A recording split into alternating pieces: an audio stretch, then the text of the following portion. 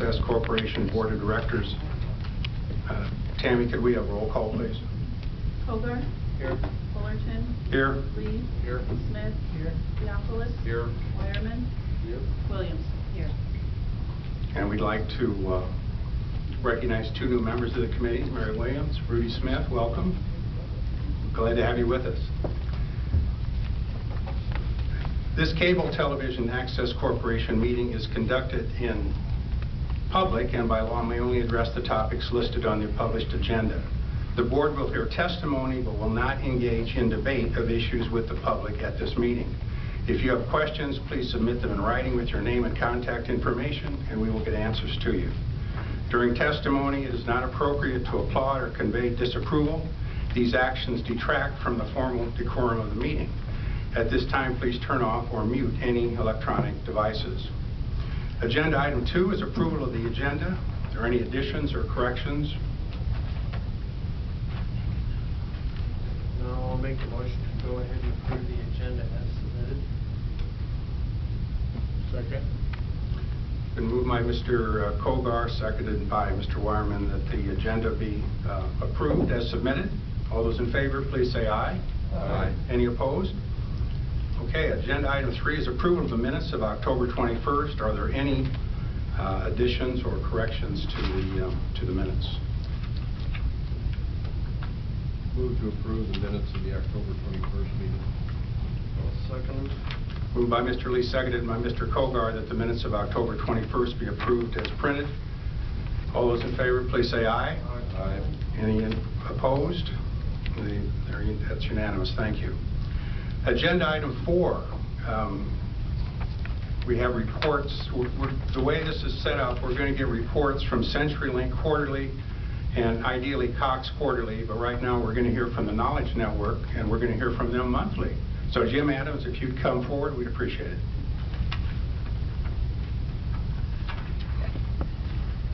Glad to be back here at these meetings representing the Knowledge Network. Nice to see Mary and Rudy here. I'm not familiar with the other two members, but I think would be an excellent addition to the board meeting. The Knowledge Network has been together in some name, form, or another since the Cox Cable set up its cable systems throughout Omaha, which I think in '83. We're a consortium. Thank you. We're a consortium of educational institutions who become members and pay dues, and we produce educational programming and programming of educational interest to our members. Television is the managing partner of that group. We essentially, these channels air through television, but people such as Omaha Public Schools, District 66, Creighton University, even Iowa Western Community College are members that produce programs, and they get placement on these channels, and we're just glad to be there. We like to think we try to put the best foot forward. We also air government programming, which is kind of a Tuesday staple. It's the county board meeting and the city council meeting are recorded or are seen live and then recorded and played later on that day. The minutes, or you received our programming guide or update in your packet. I assume it's a one-pager. Feel free to ask me any questions you might have in it. As just for my report, in the past, people who received the Knowledge Network on CenturyLink, that feed would originally go to Cox Cable and now to CenturyLink. Cox is no longer doing that for CenturyLink, so they've laid straight into our studio. So we feed our programs directly to them now. And we're becoming more and more aware of the CenturyLink programming cable network, but also their Prism network. they call it internet-based, but just still are watching TV. So I changed to it, and it's an interesting event. Picture, which is probably the most important, I find is excellent. Even slightly better than what I'd seen at Cox, and it's for my needs it's a much better deal. So I thought that was interesting. Does anyone have any questions for me? So Jim, the access channels are on Prism as well at this point? Because last month they weren't. No, they aren't yet. I see them. I keep understanding it's going to be very, very soon, and that has kind of rolled on a bit. But I make the unknown assumption that they're extremely busy at CenturyLink installing these new Prism setups. They seem pretty stretched in crew, but they're anxious to sell it, and they have a good deal. Just getting it there into your house is a little slow. And oddly, not that was Cox's biggest dealer before, but when we dropped Cox, it was just give us our stuff back in a day. And after a number of weeks, 4 or so, we finally got a mailer from Cox saying we could give you this and so much more for this much less. And then you always wonder what other taxes or other dues are on that or not. I just found that interesting. I'll let you install a new system before they'll come back and give you a suggestion that we're the better place to go. You and I can finish our discussion later, but I've had similar experiences in the past several months with CenturyLink. Asked the same question 12 times, got 12 different answers, and several different start dates from July up until now. Yeah. We can visit offline. Thank you. Thanks, Jim. Any other questions of Jim Adams, the Knowledge Network?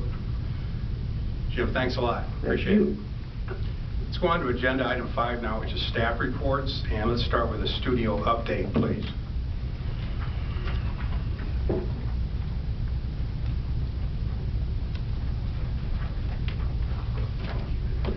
And as always, Jim, just for the record, you give your name and address, please. We know who you are, but we'd appreciate that. Jim Nelson, 4725 F Street, manager at KPAO. Just passed out a report, and I want to start off with the outreach, because that's a big part of where we are. The studio is waiting for the equipment to go in. Regarding what was just discussed, CenturyLink, we are waiting for a piece of equipment to connect to them. They have dropped the fiber line, so we'll go directly to them as well.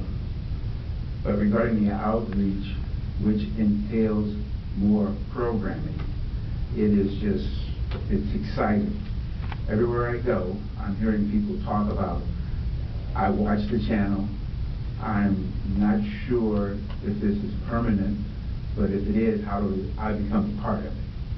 And just recently, I was at an event which involved the OPS music department. And I ran into and introduced myself to the 2 women who were actually in charge of OPS music throughout all the OPS schools. And they were excited about becoming a part of the channel in regards to the music that the kids are doing in not only high school, but middle school as well. So it's just a matter of getting with them, setting up what our process is for them to become involved with music in Omaha as it's done in the public schools. Recently, if you watch the channel, we've added some clips of energy saving tips that have been provided by the Nebraska Energy Assistance Network.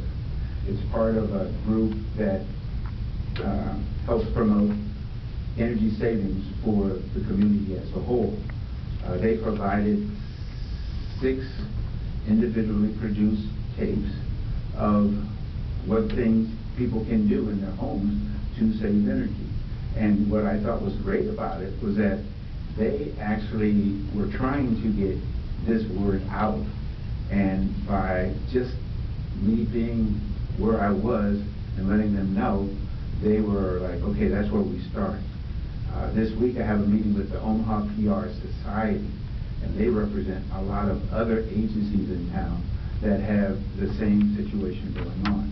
There is just no medium for them to get information out that involves what they're doing and how they can help the citizens in the community of Omaha. I started to hear from young people, primarily high school students who are in media, who are looking for internship opportunities. I found out that most of the high schools have programs that they want the young people, especially the seniors, to do so much community work. And media is ideal for them, and so they're starting to inquire as, what can I do with the station? Which is definitely a plus when we're looking at a labor pool that can be hands-on, working with producers and working in a state-of-the-art facility that can not only give them a real-world scenario of what it might be like, but also help this channel in the sense of getting the word spread out more about that. And so I'm developing application forms and manuals on that issue. A couple of programs are in development right now. And when I say development, I'm talking about these programs are actually, the producers are coming, sitting down, and discussing what they would like to have happen in the program. My role is to assist them, not do it for them. And I think that's the way it should be for all producers, is that we have a process of how we do things, and we will help you do it, but we will not do it. Because when you start talking about all the time we have and the programs that we're looking for and the quality that we want it to be, we need not be the ones to do the work, but make sure that the standards that we are looking for are met. The programs, and I mentioned them here, just 3 right now. Omaha's Best Kept Secrets. And interesting enough, I'm not going to say too much about the program, but it focuses on a particular part of the city primarily, indicating that there are things that perhaps people don't know about that this program will bring to their attention. Words is a program, talks about words, writers, lyricists, people who are in Omaha, who have expertise, who have the desire to want to know more about their passion for writing. One of the producers is a writer and thought that'd be a great idea to talk to other writers in the city and help them and all those who don't know about, that, what would you call it, that career possibility. So, and then the other one, just recently talked to, and the thing I like about this one called Going Home is that it addresses seniors, and it sort of addresses them in a more dignified manner. And I'll leave it at that for now. There's many more that people are coming to me with, and what I like about it, they're coming to me. And my experience has said, help them. Don't turn them away because you don't know anything about that, but help them. And so that is the role that I see the station providing, helping them create quality programs, as well as letting their words be said and be seen by others. Other than that, the numbers of programs that we have, and this is really from last board meeting to this board meeting, the number of programs that were converted from 60s to 28, because all programs are 28 minutes. We have 1 that has definitely been converted. We have 6 yet to do. And I think that's pretty good when you figure we're on average about 50 programs. And then out of those 50 and throughout this time period on a weekly basis, we average about 20 repeats. So things are starting to adjust to the policies and the ideas that we would like to see in place. And so I'm pretty excited. I'm sort of low-key right now, but I go in there and it's like day one every day. And, for as long as I've been doing this, this is like like the beginning. And I'm glad that I can be a part of it in helping all of Omaha realize that there's another picture that we need to show, and that they're part of that picture that's going to be shown. Any questions? Yes. Oh yeah. I guess if we have to talk about, or not talk about it, but just address. We have a lot of people who are excited about being a part of this. And when you get that kind of energy, and everybody wants to be there all at once, it makes it kind of tough. But one of the things that they are concerned about is that they would like to know, is there a way that they could not be public with their information as far as their names or their email addresses? Because I'm getting calls about people saying they're being harassed regarding wanting to be a part, but for whatever reason, they might have different thoughts of how they want to go. So if there's any way that I could tell them something, because from my understanding, I think it's public information. So I don't know how much of that public information I could actually say to them regarding, can somebody email you something that goes against what you're thinking? Traditionally it'd be like, turn the channel. But in this case, it's coming directly to them, and over a period of time, they're sort of feeling like they're being harassed. And I really don't know what I can say to them regarding the board and the process on that. So I just want to leave you with that. Did you get any specifics of how they're being harassed or what? Email. Yeah, I mean, what kind of issues? Well, they're more talking about, from what I understand, and I'm not getting them, from what I understand, they don't want to continue. They just want to, they're happy with the way things are, and they would just as soon not be on that list or not be in a position where their email can be used to make it appear as if they're believing a certain way when they're not. And personally, I think if it continues, it might have an effect that, without even having a part to do with this, your opinion has already been determined. So if the board could come up with something that would help ease their feelings regarding, okay, you want to be a producer, and we will help you as best we can. Is there any protection? And I don't know if protection is the right word, but is there any help, assistance that they could get in regarding, if I'm going to get an email about this operation, I just assumed it'd be from the board as opposed to from individuals. And I just leave you with that if you consider. Any other questions? Where are they getting, where are they getting these emails? Are we just putting that information out there? I believe it's public information that those who, I'm not, Simone has a better response than I would. Well, I guess there's two questions. First, is the information, is the name of the person who submits a program publicly available information? And I think yes, it is. How widely we distribute it, or how easy we make it to people for people to find that information, is a second question. And I think you have been, or at least there was talk about including the name of the producer on the program. So when you watch the show, you can see who it was. Well, that's a discretionary choice by the board.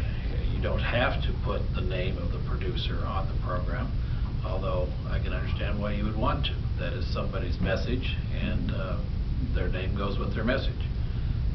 If somebody wanted to come back and make a public records request and ask for a name of a producer, we would have to provide it. That is public information. Well, any contact information that they submit to the board becomes public information. So if they give us their email, if they give us their address, their phone number, that is information that we can choose how we disseminate it and how easy we make it. But if requested under law, we have to give it out.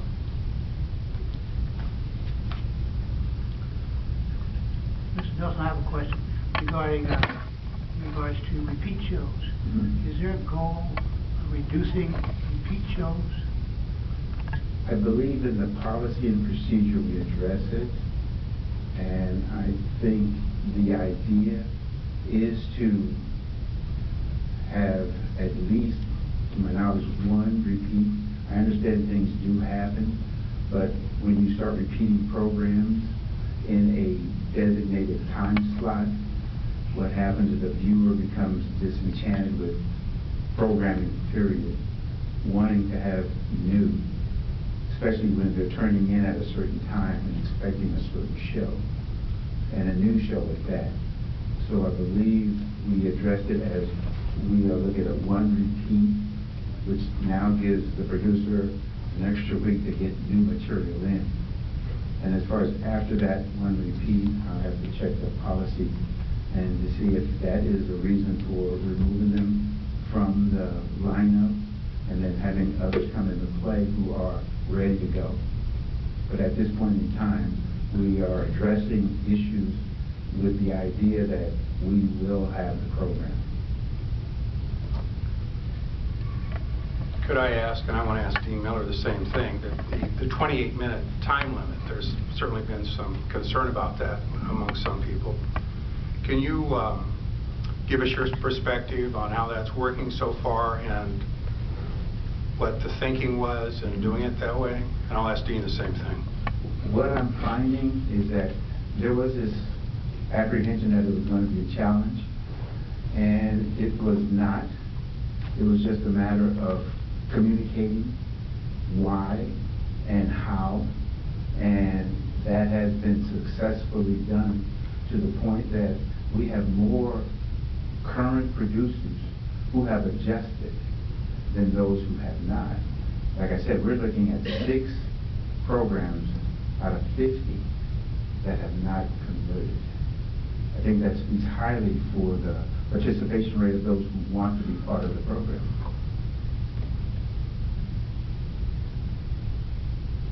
Any other questions of Jim? Thanks a lot, Jim. Excuse me. Jim, have you formalized any relationships for student interns or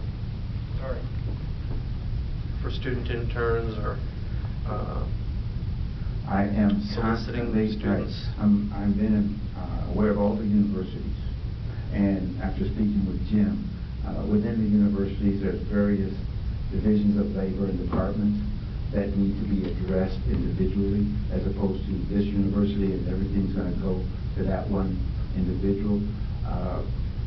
Working my way through the maze to find out who exactly I would need to talk to is what the process that I'm going through. And learning that even the high school situations where there are a lot of students in media who are unaware of activities that we can provide for them for that hands-on learning. So I welcome the opportunity from every board member, if you are aware of individuals who can assist in that process. Because like I said, one of the major concerns is going to be labor pool. And the labor pool in our environment will be trained, but also will get hands-on opportunities.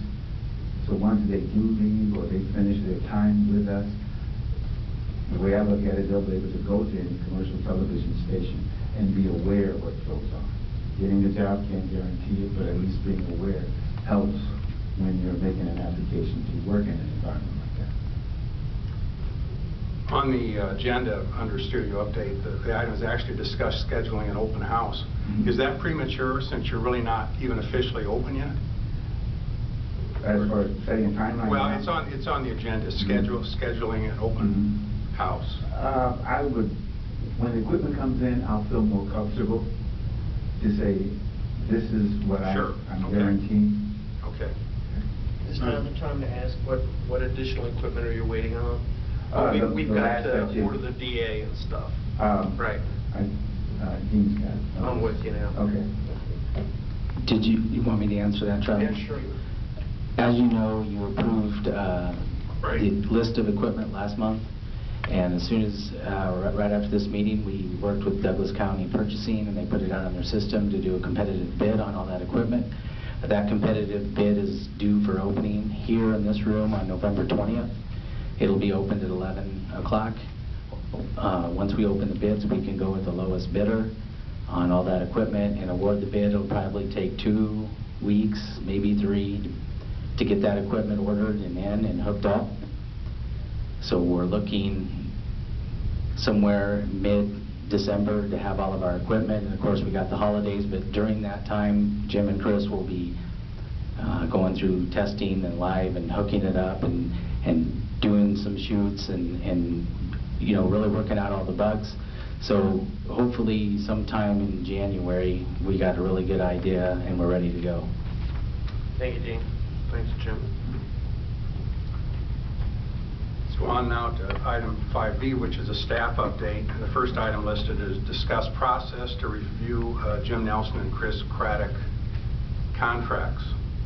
Mr. President, with regard to that, it would be my recommendation and motion that specific item on the agenda be referred to the executive committee. Be referred to the executive committee to meet with staff since it involves personnel, and then report back to CTAC next month. All right. I'll just interject that the contracts that are in place that we've been operating under, they expire at the end of December. So yes, sometime in the next several weeks we need to start moving forward to decide whether we renew them in total, in partial, or what do we do with the coming year. Okay, there's been a motion from Dennis Lee. Do we have a second?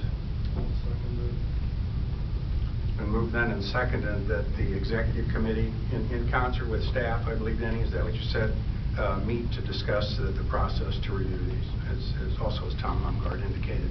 Is there any discussion about this? All those approving, please say aye. Hey, quick question, Yes, I'm yes, sorry. Mary. Who is the executive committee? The executive committee actually is the president, the vice president, that's Charlie Kogar, and the secretary is Dennis Lee. Okay, thank Okay? you. Yeah, and then staff. Yeah. Do you know the open meetings law? You know, at some point, if we get into staff evaluations and things, we might want to have, you know, a different committee.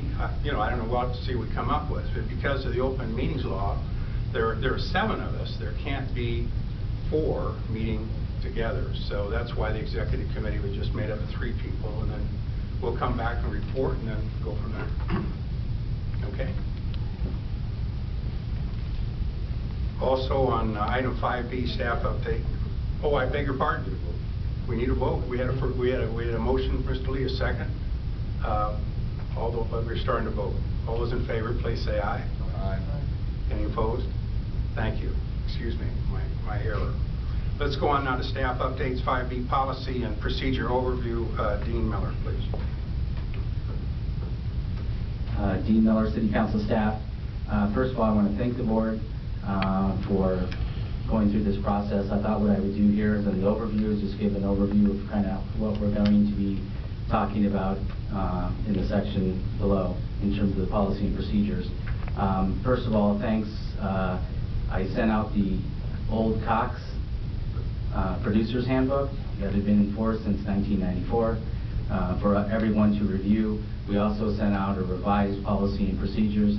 I thank each and every one of you. I can't thank you enough for all the time you spent going through each of the items and providing your input into these policy and procedures. I was able to take a lot of your ideas and your comments and put it in the document that's actually in the board action later. So if you have any questions, the only thing I was going to add is we got some a few changes from Drew. Some cleanup on the word user and producer. There was also a question on whether we need 6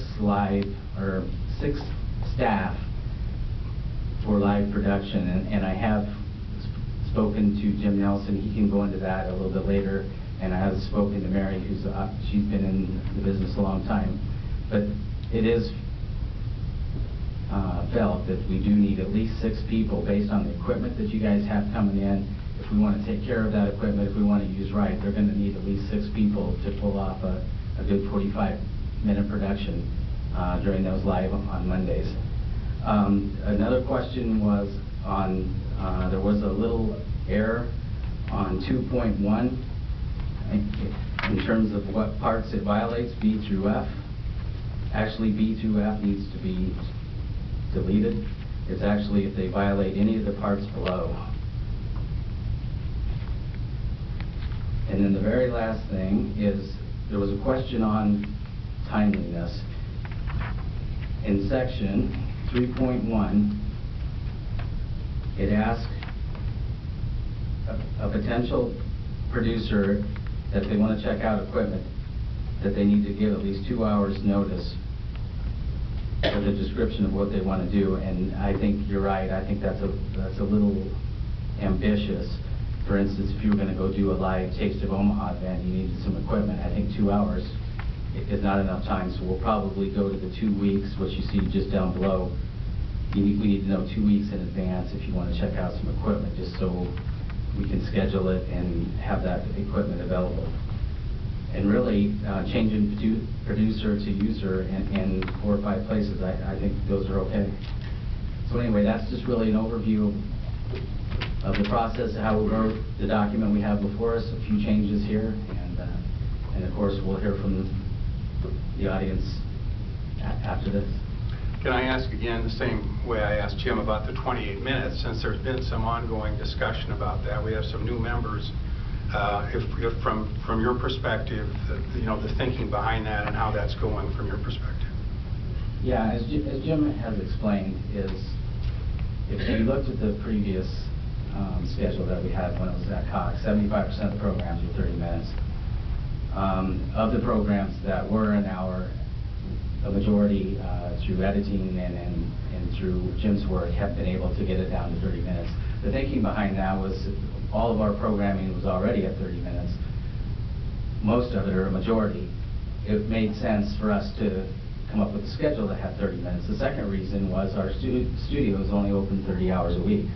If you're going to do an hour program and take an hour and a half or 2 hours to do your program, you're talking about 15 producers that would be able to utilize our studio.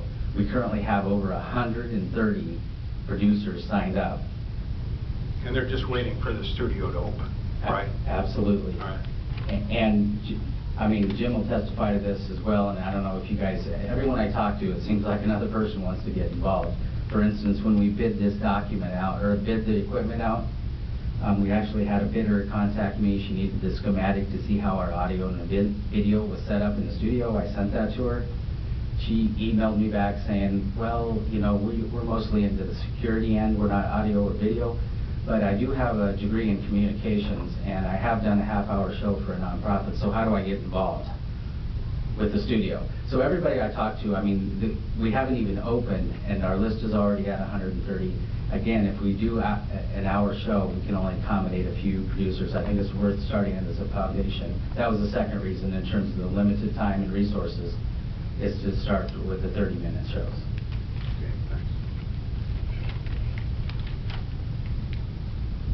Also, staff reports is a construction report. Dean, are you going to report on that? Oh, okay. Jim? Okay, Jim Nelson. As far as construction goes, all the construction is done. The major construction is done. We have some minor shelving, closets and things of that nature.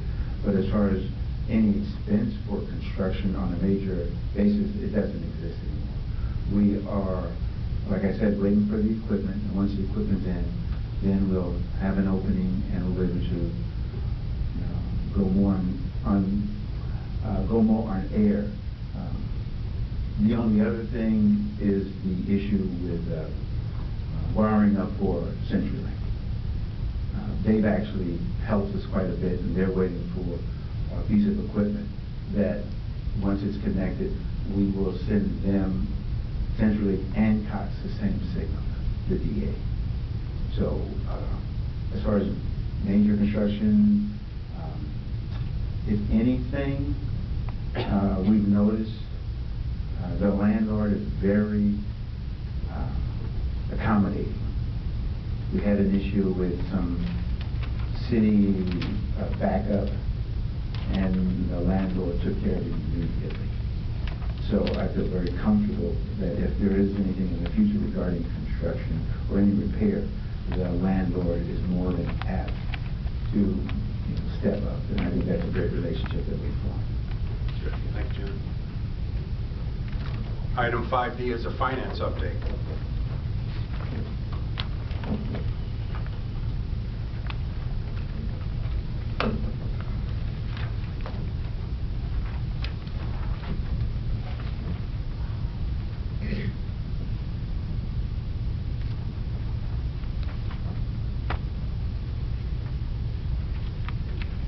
Dean Miller's City Council Staff Office. I've highlighted December here. This is the same cash flow report. And for the new members, I just want to start at the top. If you see where our beginning balance was at the beginning of the year, the second column is really our ending balance. Our ending balance is based on all of our expenses down below. So we have operating, we have some capital, and we have construction. In July, August, and September, those are actuals that we have spent. So you can see in July we spent $158,000, August 19, in September 111, and in October 69,000.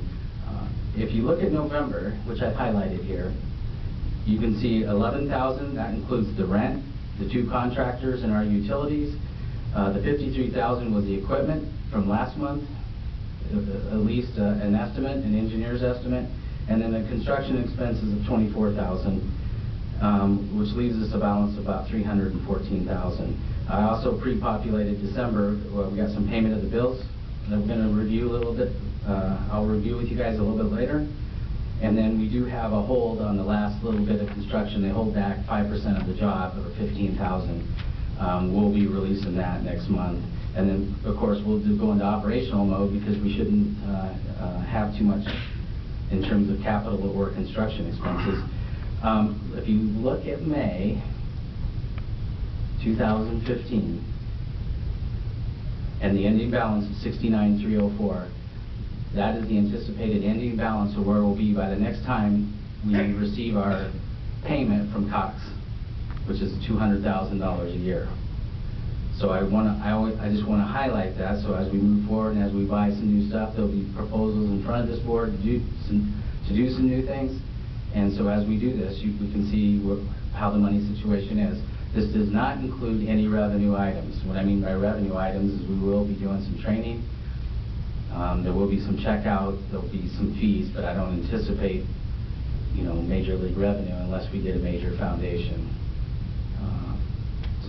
or a major donation, which I think is doable once we get up and running. So anyway, that's just an overview of the finance. Does anyone have any questions?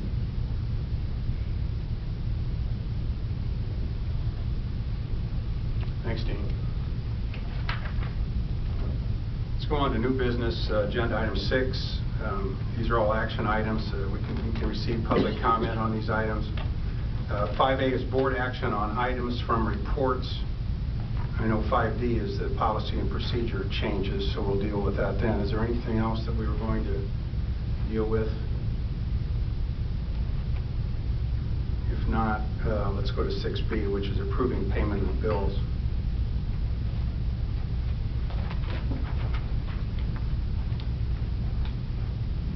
That'd be a good job for me to have, Dean. I could probably lose some weight going back and forth like that. I got to do this all again.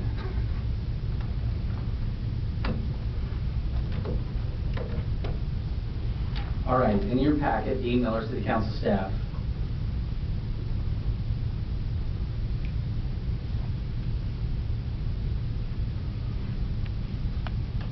All right. Again, this is just a continuation from our meeting in finance, just to make sure the board is aware of really the expenses. I just shared with you the cash flow, but if you look in this first section is prior board approvals in terms of our lease, our 2 contracts. Heartland put up the rack, and our last construction payment, that totals $41,000. Those are the payments that we made.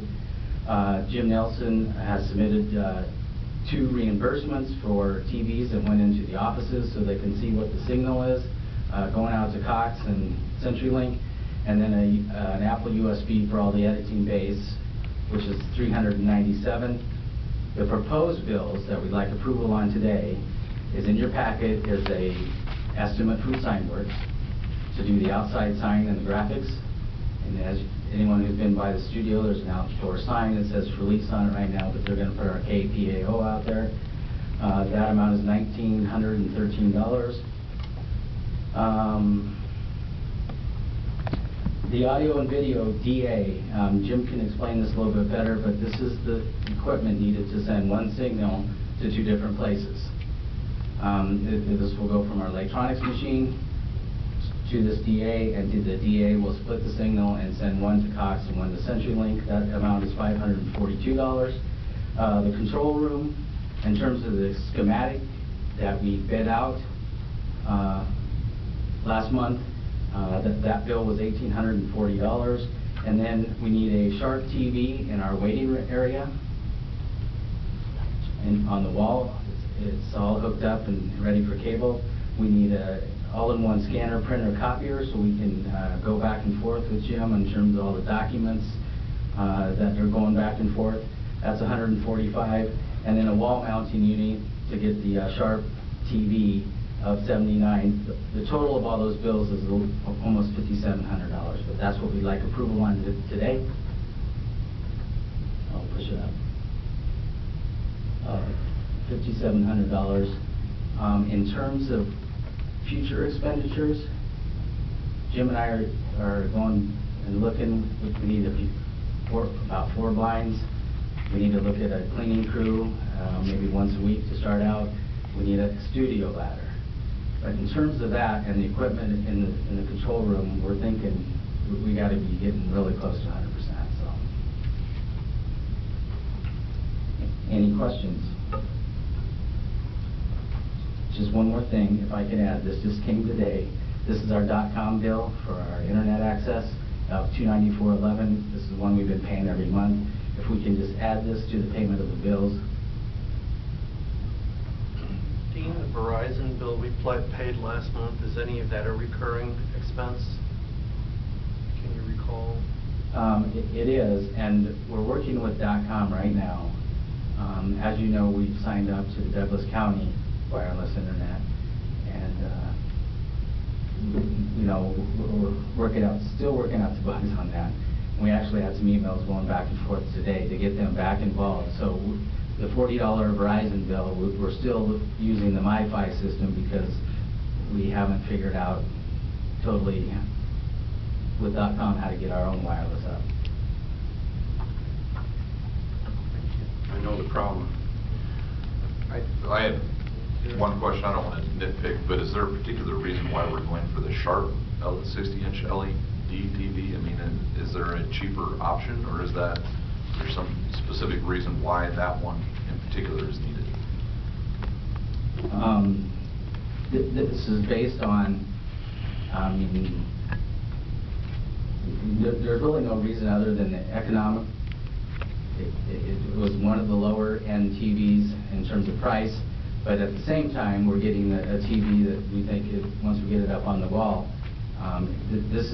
will be around the waiting area where you see the seats. So as people are either waiting to go in the studio or the editing bay, they'll be able to sit there, and of course we're going to be showing channel 22 and signal going out. So it's really one of the last TVs that we needed. So again, other than price, I mean, they're all about within this range, but there's nothing special about it. Yeah, that answered my question. I just wanted to make sure that we'd done due diligence on making sure that we weren't, finding we want an adequate TV at a reasonable price was the goal. So. Any other questions of Dean? So he's asking that the bill, the total of $5,682.99, which is presented, plus the $294.11 bill from .com, be approved. Do we have a motion to approve these bills? Oh, yeah, okay. Mr. Chairman, this is the area where you have to call for public input. Okay, I beg your pardon. Are there anyone who wishes to speak to this item? Any proponents, any opponents?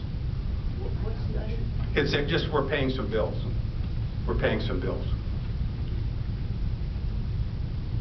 Okay, seeing no one from the public wishing to talk, Tom, what else? You good? Yeah, that's fine. Okay, all right.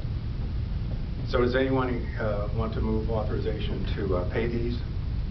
Mr. Chairman, I move that authorization be given to pay these bills. Okay, thank you, Mr. Smith. Do we have a second? Second. It's been moved by Mr. Smith, seconded by Mr. Theophilus, that the bills as presented to us be paid. Any discussion, further discussion? Those in favor, please say aye. Aye. Any opposed? All right, thank you. Going on to new business item C, Chris Pierce sent us a letter asking to formally be put on the agenda. And you are on the agenda, Chris Pierce, so if you come forward, we'd be glad to hear from you.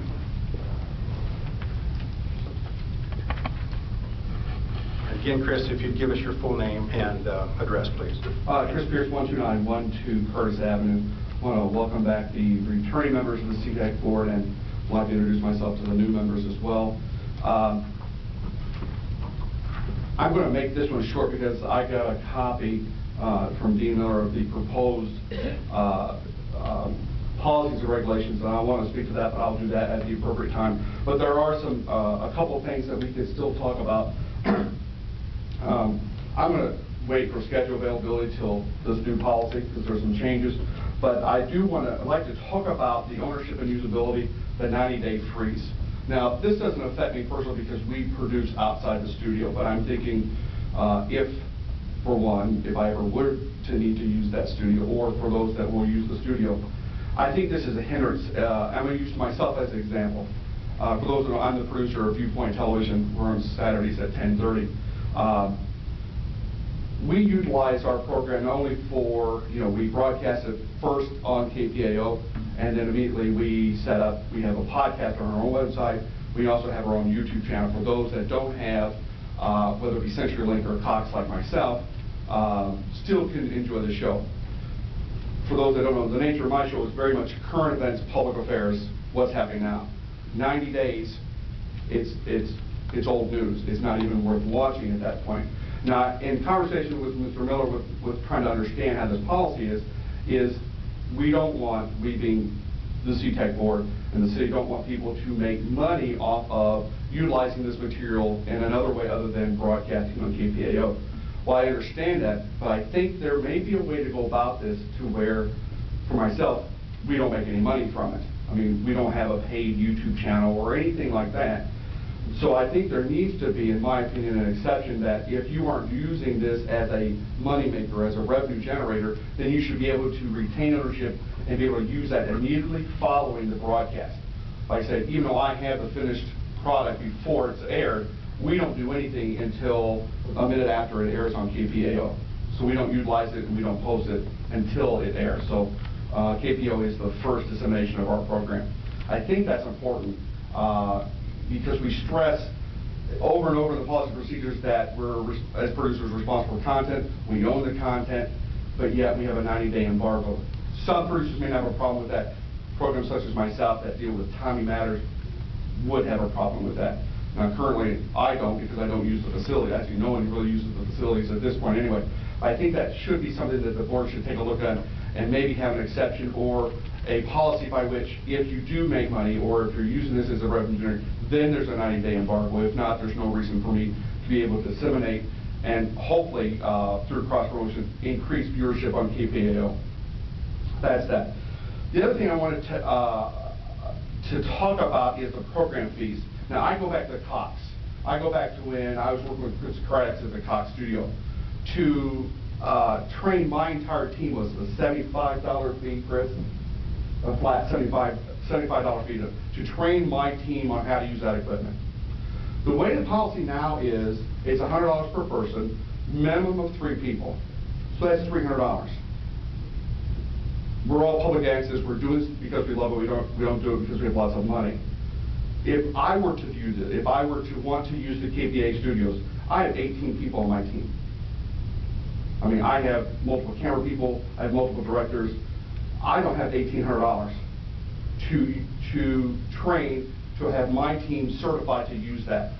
So I think, now I'm not saying there should not be a fee, and the city should not utilize that as a way to recoup some of the costs and operating costs of the studio. Absolutely agree with that. But $100 a person, right now, we're at a minimum of $300. Unless you do a live show, then you're at a minimum of $600 in order to use that facility from the very beginning.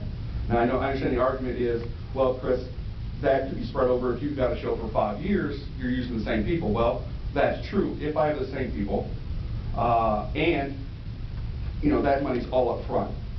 That could be an issue. So those are the two things. I'm going to leave the program schedule availability and discretion to when Dean comes up and we talk about the other section. But I think there should be some compromise on the 90-day ownership. And I think we need to really look at these fees and the amount people are being asked. We do a very quality show. I'm very proud of our show, and the reason why that is I have so many people involved, and they're very good people. But if I were to use KPAO Studios, I couldn't do my program. I don't have the resources out of my own pocket nor out of the pocket of my team to become certified to use the new studio. With that, I can answer any questions that the board may have. You guys are a great group, please. Thanks. Thank you, Chris. Thanks, Chris. Anyone in the audience, we can have public comment on anything Mr. Pierce said regarding compromise on fees and so forth. Any comments? Proponents, opponents? We'll hear from the proponents first. Yes, ma'am, we need your name and address. If you have any connection to cable TV, that's always useful to know. My name is Tila Mickles. My address is 6119 Florence Boulevard. My son and I did Living Your Life TV program on Cox Cable Channel 23 for almost 30 years. And I guess I'm not aware of a lot of the changes that have been taking place, and we're kind of waiting to see when we can begin it again. I'm also the founder and CEO for Compassion in Action, which is an outreach ministry to families incarcerated. In fact, we're going to be acknowledged by Department of Family Services this week for family advocacy. And one of the things that we used our TV program for was to expose young people who are coming out of prison or at risk to the television studio and how to actually run the equipment and that type of thing. Sounds like that's not going to be possible.